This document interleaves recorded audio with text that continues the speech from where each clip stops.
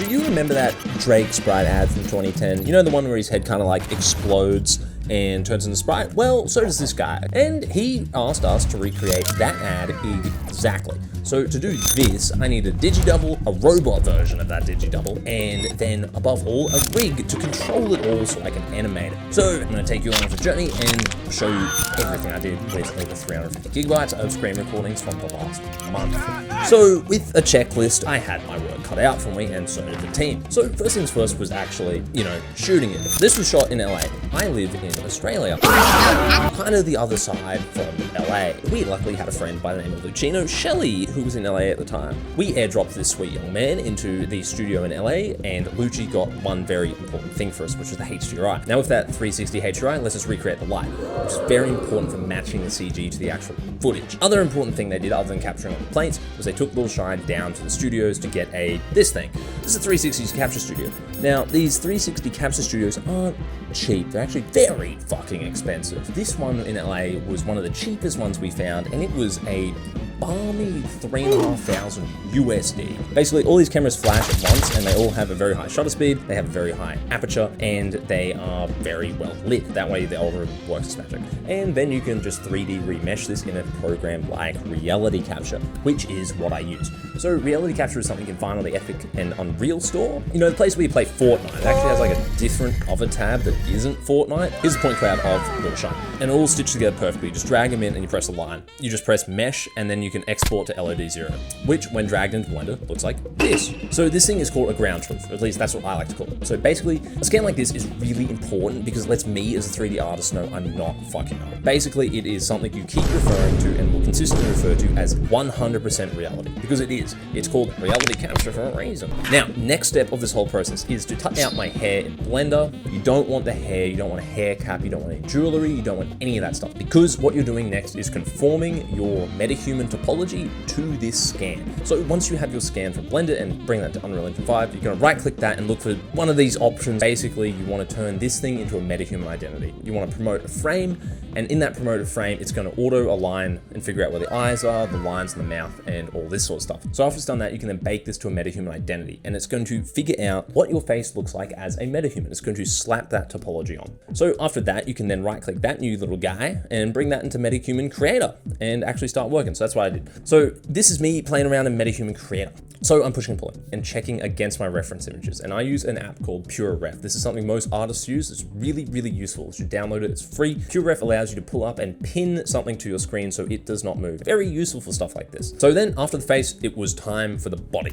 A lot less of a fun experience. This is a lot more technical and a lot more annoying. There's a lot of measurements you need, quite a lot, as you can see here. So if you have the scan, this is what I did. So what I started to do was I spawned in a bunch of ovals and I put them around the body, and I went and figured out the perimeter via calculating the radius by, the small radius by the long radius and math stuff. You can figure out the actual perimeter of this oval. So I did all that for all the, dozens of bloody measurements there are, and then started to put those into Unreal. Now, the beautiful thing about Unreal for this is it's actually accurate. So your actual centimeter measurements are actually centimeter measurements in Metahuman. It's not some made up like 0 to 100 scale. These actual numerical grounding measurements, which is really useful because I like numbers that are real, not made up. Focus.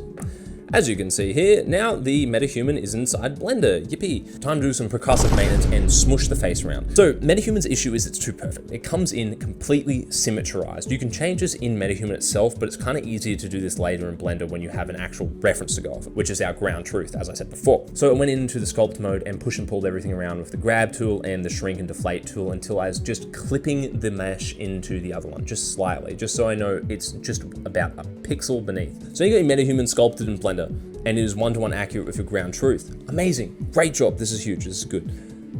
Bro's bald.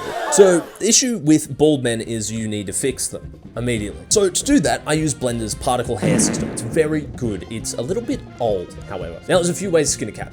It's particle hair system, there's your curbs, and then there's the new gen way of using geonodes. I used all 3 different versions for this project, and there's a very good reason why. First thing first is you want some hair. So let's get into that. The way I did this was I immediately went into weight paint mode, and this is where you outline your areas of where the hair is going to be. Paint in where the eyebrows are, paint in where the beard's going to be, the goatee, the peach fuzz. Now you notice I'm not doing this all in one because I want to refine each different hair type and system down to a different system. So trust me, use different hair systems for different hair types. Now, after you paint it all in, you want to go into sculpt mode and start grooming. Terrifying word. You want to start grooming. Here's my tip for sculpting hair. Now, eyebrows are probably one of the most important pieces of hair on the face to help with realism because they are so emotive and so unique to each and every person. So I pulled up Pure Ref again and matched the eyebrow hairs exactly to the reference images. Now, here's my tip for eyebrow hair. So you pull the eyebrows over and then you start pushing the bottom parts up and the top parts down. And you want to maintain that line, just mental note of where that line is in the eyebrows. And then you want to all pull them down to a point. These things flow. Now, once you get that flow, you want to add a little bit of randomness and copy what there is. You want to go into the particle settings and you'll find this little guy down here. It's like randomized. And this is going to give a little random vector noise to all your hairs, just at the tiniest amount, because this is like just the natural sort of Brownian motion that everything has. Everything has like a little bit of noise. And then you'll have a very clean center line for the brow, and then you'll have very messy edges, and that's very realistic. So that's what I did. Then same sort of thing, mustache. Painted it on, swept it, curled it, trimmed it, gave it a little bit of noise, and that's how you get a really good mustache. So after you have your beard hairs spawned in, I moved on to the goatee. And for the goatee, this one was really tricky. Anything to do with curly hair is a nightmare, and you probably want to, you want to end it. The main thing you'll find when you want to fix your hair in Blender is your curl settings. Curl settings are probably the biggest factor to making sure your hair looks a lot more realistic when it's a curl type hair. Shocker, curly hair settings work good in the curl settings. Now, the other big tip with hair is you want very little actual parent hairs, and then interpolate those using the settings. So what I did, spawned in a bunch of parent hairs, curled them forward, and then I let all the particle system settings guide the rest of the curl clump and the factor of noise and all that sort of shit. And then that allows me to get this sort of hair here, which is really good. Now, the only other hairs were the arm hairs and the peach fuzz. Now, these are really good arm hairs, basically beard hairs, you get the idea. But peach fuzz, now that is a very important hair system, very slept on, and not too many people even know about it. So peach fuzz, what is it? It's these incredibly tiny little white hairs that everybody has. It's sort of like a vestigial trait left over from what we used to be as monkeys. And why are we talking about some peach fuzz?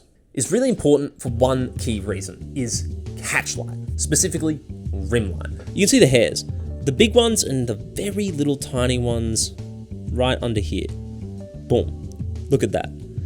Now that happens on your face. That happens everywhere, all over your body. But your face is really important. When a character or actor is backlit, these hairs show up. Very hard to notice if it's there or not, but if it is, you'll notice it subconsciously. We got hair. We got facial hair, arm hair, body hair, hair.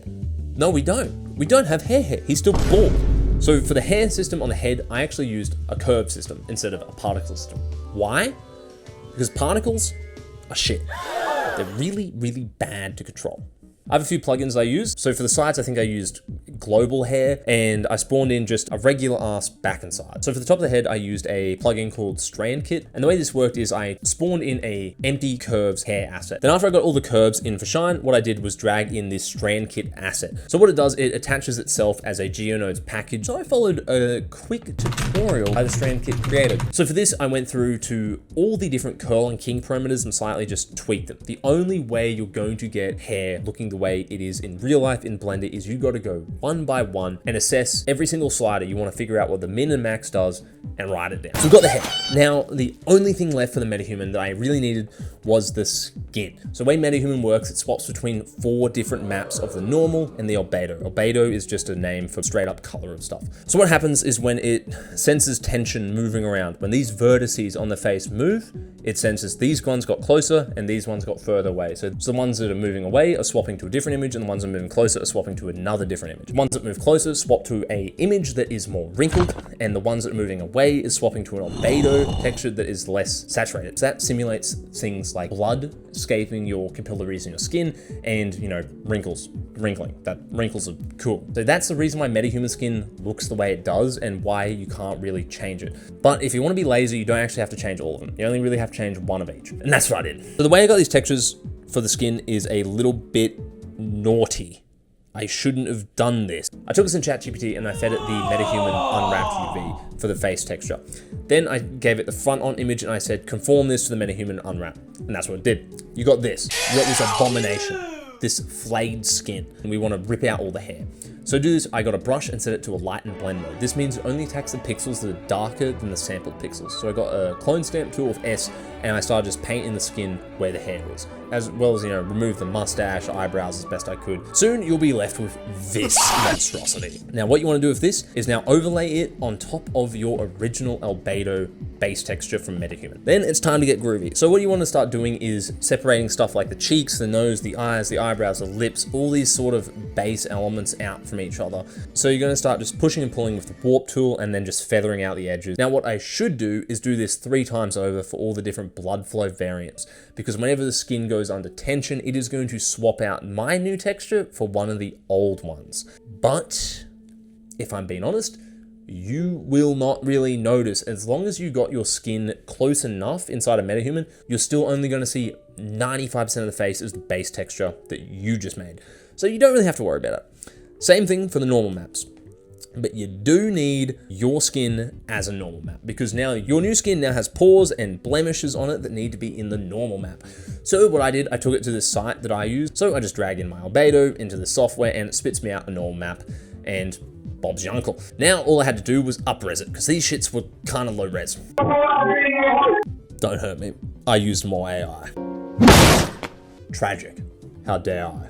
So I used Comfy UI for this, and I had a workflow laying around, just an image upscaler. I can't remember what diffusion model it was. Maybe, I think, stable 2.5, I can't recall. Don't be afraid of these things, by the way. These are, you know, hot button topics for a lot of people on, you know, fucking social media. These things are just useful. Just don't rely on them fully. Don't be lazy. Don't be a lazy cunt. Just do the job. Use these things where they have genuine use case and purpose, but just don't be lazy and don't be a fraud. So we now have the albedo and the normal texture from our actual model here. So we're gonna bring these back into Blender and open up our shader editor for the actual Metahuman, and we're gonna swap those in. Boom. Our digidouble is done. So with the digidouble done, is on to the next phase, which was robots. So I had to make this digidouble, somehow rip into a million pieces and turn into a robot. Frankly, I had no idea how I was going to do this. I can't lie. I thought for this robot, the main issue was going to be panels. Thing is, Metahuman wants to stay as Metahuman. Digidouble does not want to be Digirobot. It wants to be bro. I tried cutting the vertices up, separating them into a new mesh. No, not like that. It breaks instantly. Everything gets fucked up. I thought, okay, if I cannot rip it apart into a different mesh, I can Boolean it. Maybe if I Boolean it, it will... No, doesn't want to work either. What if I trick Blender? What if I use modifiers to trick Blender that these panels are actually not moving at all? Play the Vsauce music. Computer, play Vsauce music. The main issue for me is I want a very specific contour lines on the face, but I can't add a single new vertice. So for this, I went into edit mode and then started to draw on the face as close as I could to the reference, and I realized something. I can add one edge. Keeps it the same amount of verts, which is really important. Follow your contour line like I did for the face, for the ears, for the eyes, all this stuff. And then very importantly, you mark sharp on these edges. Control E and you mark sharp, as it tells Blender in the shader that this thing is one of these. Then I selected all the verts, and then you press Y, and then that allows you to press this very, very special little button called split. And this way, now that they're split, then I could add a solidifier modifier and a bevel modifier, and this is how to get that cyberpunk effect. That's how I got it. It was just 2 modifiers, bevel and solidifier, and that is it. The only important thing is mark sharp, solidifier, bevel mod, and that was it. And that's how I did it. So at this point we're about 2.5 weeks in, and the next big thing to get over was rigging, is what I would say if I wasn't lying to you. Now see, the thing is, the rigging was mostly already done for me off rip. I use something known as ARP, also known as AutoRig Pro. It's a really good add-on. It's probably one of the best non-negotiable add-ons you can get for Blender. And now you think the face is gonna be an issue. Once again, I lied to you. It was already automatic. When you drag the Metahuman in, it is done. The real issue with rigging was the panel. These things over here, all the way over there. You see that? So the way I got around everything breaking on me was to use shape keys. So how does a shape key really work? So basically what a shape key does is it evaluates the difference from a rest pose. So when the mesh is in a rest pose and you add a shape key, it then evaluates these vertices have moved a few centimeters away relative to where they were. Now, here's the cool thing. When you can move those vertices via an armature modifier, no matter where those vertices are, the shape key will still move those vertices relative to themselves, no matter where they are. So what I did, when I went into edit mode, I got the panel that I wanted to move. I made one new shape key. Then I moved the panel for its locational offset. I reset, made another new shape key, and then did the rotational offset. So the trick is, even though you only are using 2 different metrics, you can actually achieve a lot of animation that way, and that's what I did for every panel. Damn, that sounds like a real pain in the ass and a hassle. Surely there was a really simple, easy way to automate all of this. There was not. There was no simple way around this. So that's what I did. I spent the next day doing all this by hand. So now I had about 200 shape keys of paint, but I did not want to have to use these when animating. I want to use bone. Why? Because bones are a lot more intuitive and easy to actually work with, and they're in the 3D viewport, so you have a physical understanding of how much they're moving. So how do you connect bones to drive shape keys? That's a very good question. Drivers, that's how. So if you've never done this in Blender before, what you can do is connect a bone to a shape key via a driver expression. But I want the bone to be set up correctly first. So I went to the bone constraint panel and set a limit for the amount of location and rotation it can do. So I didn't want the bone to move more than a few inches. Then I did the same thing with a limit rotation. Basically just saying, I only want the bone to move like 45 degrees. It has this much movement. That's all it's got. So to link the bones to the shape keys, what I did was go into the shape key panel, right click, and then add a driver. If this does X, this does Y. That's all it is. So what I wanted was if the bone moved on its local Y axis, the shape key for location would tick in from 0 to 1. And if the bone rotated on its local X axis, I wanted the shape key for the rotation to kick in from 0 to 1. So that way, if I move the bone up and down, the panel pops out. And if I rotate the bone, the panel rotates in and out. Pain in the ass, but pretty simple premise at the end of the day. So now the majority of the rig logic was done. I had everything kind of laid out and ready to go, but I'm still missing a couple crucial things. The main thing being the robot. This is some Five Nights at Freddy's shit. We need to put a robot inside a bro. We need to make him like Michael Afton. So in the early days of this whole project, while I was working on the other shit, Levi was actually working on the robot. And by working on the robot is meaning we went to CGI Trader and bought a robot skeleton. Then he just spent about a day or so cleaning it up, just retexturing it, fixing up some doodads, and then adding in a couple of like speakers and piano pieces that we got from Sketchfab and CGI Trader as well. And that's where I come back in. So once I got the files off of Levi, I then opened them up and I had to rig the robot from scratch. So I used ARP again. You literally just click a few points. It's just like add a chin, neck, chest, all that stuff. And it just automatically rigged. So then I brought this robot and its new rig into my main project. And then I started to align it with the actual mesh of shine. And this was a pain in the ass. I had to like jam the robot inside of him. So now the robot was in place and everything was cleaned up and all working nicely. I just deleted this old rig and then parented it to the main one. Then the last thing I did when it came to the robot was I found these pistons on Blender kit. I connected one end of the piston to the center and I connected the other end of the piston to some part of the robot. And that was pretty much it. We were done with Bro. We had everything ready. It was time to animate.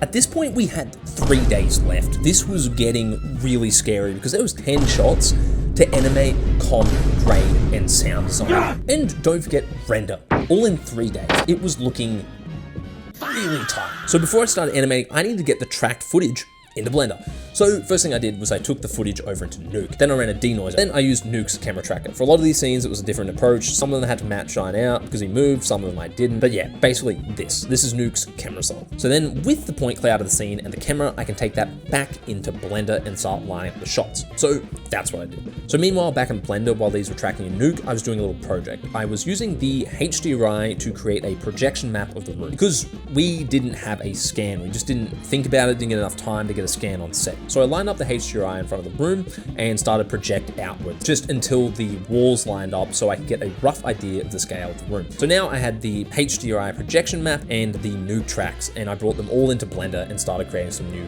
scenes. So for each one, I just projected the footage through the camera and then lined that up with the background HDRI projection. Now I did that for all 10 shots. So now it was time to animate. A couple days, let's smash out 10 shots of fucking Iron Man looking shit. That's not a hard question, is it? So this shot, number 2. This was shot number 2, right? This is my favorite. So we're gonna start there. Now look, people always say animation's scary, animation's hard. How do I do it? There's all these fucking things. Look at this graph. This is terrifying. It's not that hard. It's really simple. If you have a good rig and you know how to use it, it's actually really, really quick. And here's why. I cheated. I copied my homework from Drake. Shot like this, Took me an hour. I cheated. I copied the homework from Drake. So I took the OG footage into Premiere and I put a frame count on it and I just tabbed through it. Now, after like 30 minutes, this is what it was. It was a one-to-one copy of the original, and frankly, I thought it was kind of buns. Why does this look lifeless and doesn't feel right? Now, I think it looked good back then, but I think it had room to improve. And that improvement was secondary motion. What is that? Basically, secondary motion is all the actions that happen in consequence of a main action. So even though you're only going from like here to here, that's like 2 keyframes, right? This would look really robotic if nothing else moved. But to make that sell and feel weighty and powerful, you need to have the secondary motion. So in this case, it's all the jitter in my face, my body, my hand. You can see it, like my head shakes, all that. Like that. So that's what I did. I added secondary motion to the entire arm. So here's my tip with speeding up stuff with animating flow of motion. It's a lot more simple than you think it needs to be. So how do you animate something like this that's really complex, simple, quick, and iteratable? The thing is, few keyframes and offset. So what I mean, a complex motion like this in animation can actually be broken down into 2 keyframes for everything. Hear me out. Keyframe 1, keyframe 2, 1, 2. Now, you want to offset it, so finger, finger, finger, finger happens. So then all you got to do is then drag the 2 keyframes of this offset from this finger by 2 frames, and then offset it from this finger from 2 frames. Now say you wanted to iterate, you wanted these to like curl quicker and then slow like that. You just grab the points, go into individual origin, and then you can just scale them up, and then they just move a lot quicker like so. This is all done just from 2 keyframes. So the real trick to optimizing animation is you want to figure out your minimum viable amount of keyframes, and then your maximum optimal way of how to efficiently use those in the graph editor. Do not sleep on the graph editor. That thing is really, really good. I know it's scary. I've been there. It's bad. Once you get a hang of it, this thing becomes an incredibly powerful tool. So it takes an animation that was originally kind of bland and weightless, and it turns into something that not only has weight and power, but living, breathing articulation that makes it feel real and actually organic. And that's how I did it. It was a mix of secondary motion and a flow of motion animation technique. Now, after doing all the panel shots, I had 1 day left, and I still needed to do the 2 most difficult shots of the whole project. A seamless CG takeover from the plate footage into full CG for shot 1 and shot 10. The most important ones. Now, this is no short order. This is one of the hardest things to do in CG. Replicate a human face and then transition completely from plate footage that's real into CG footage that's fake. So what I did was line up the mesh for the head in pose mode, just with the head bone first. That's all I did. Then I wanted to go in and line up the facial capture. Now, lining up the facial capture sounds like a pain in the ass, that surely they had a way to automate that. So you know nothing with this is easy by this point. You know this involves pain, and this is what I was using. This is the Metahuman head rig. And now this controls every single bone on the face, which is like hundreds.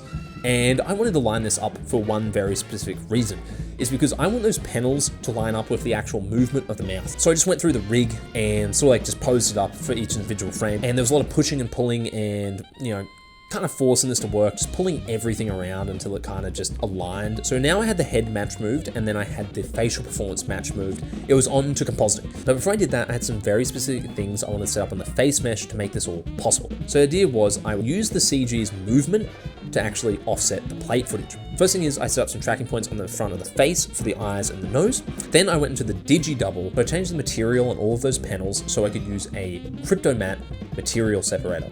So the idea was to not actually have to replace the footage with the robot. It was simply use the robot to displace the underlying footage. And that's what I did. So I just used a high pass filter and then tracked it so it didn't move. Then I took the robot variant of the CG footage, and then I used those tracking markers to figure out a match. So when the panels pop off, the footage follows with it. Then it was just a matter of masking. So what is a crypto matte? Think of it like this. It's assigning data as alpha mattes to anything in your scene. So this is really useful because I used everything to cut out stuff on the robot, and then I could just paint that in bit by bit. So what I ended up doing for this whole thing was, as you can see here in the layer stack, just a shit ton of roto shapes and gradient. Now this is a lot of work and would have been a massive pain in the ass to roto if I didn't have these crypto mattes. So for that, I was done comping for all the hard shots. Now, we still had other stuff to do. We still had the rest of a day left. So I went in to do the main hero shot fly through, and this was just pretty straightforward. Just spawn in a camera and sort of animate it bit by bit. Then I just went and spawned in a bunch of audio equipment, shit like that, just as the camera's flying through. Not really too much to it, other than the big liquid explosion. So the way we did the liquid for this was all Levi. So what we did was we had a static mesh of everything opened that we knew we weren't going to animate, since we didn't really have much time. So what we did was export out a single frame alembic of all the robot panels open. Then Levi took this into liquid gen and then put in a bunch of cylinders inside the body and pushed out the velocity so that the water just exploded out all those seams. Then it was just a matter of like a few hours of just trial and error. But while I was comping the difficult shot 1 and 10, Levi was working on cards. So all the panels, when they pop open, have like a burst of sprite, right? Now this is really difficult, especially if we had to do liquid sim. We didn't have enough time. So then he took the alembic camera and the alembic mesh into nuke. So he could align all these cards up to the panels in nuke's scanline renderer. Then using the depth data with the geo, he could then use these to mask it out. So then Levi bounced out all of those as a single video with an alpha matte and then sent them to me. We're done. That is it for compositing. Only thing left to do from that point was to color grade and sound design. So I bounced everything out and sent it all to Levi, and then he got working on the color grade and sound design, which was just pretty straightforward for these things. It's just simply color match to your footage in DaVinci Resolve, and then a bit of sound work in something like Fairlight. And that's it. Everything is done, and this is the final.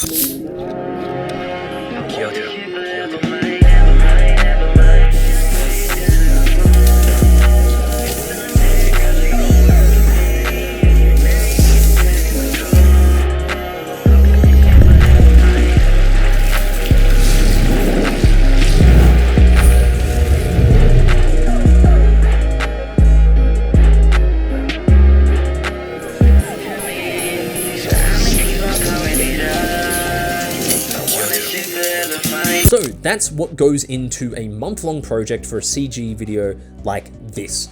Now this project back in 2010 used animatronics and probably took months and tens of thousands, if not hundreds of thousands of dollars.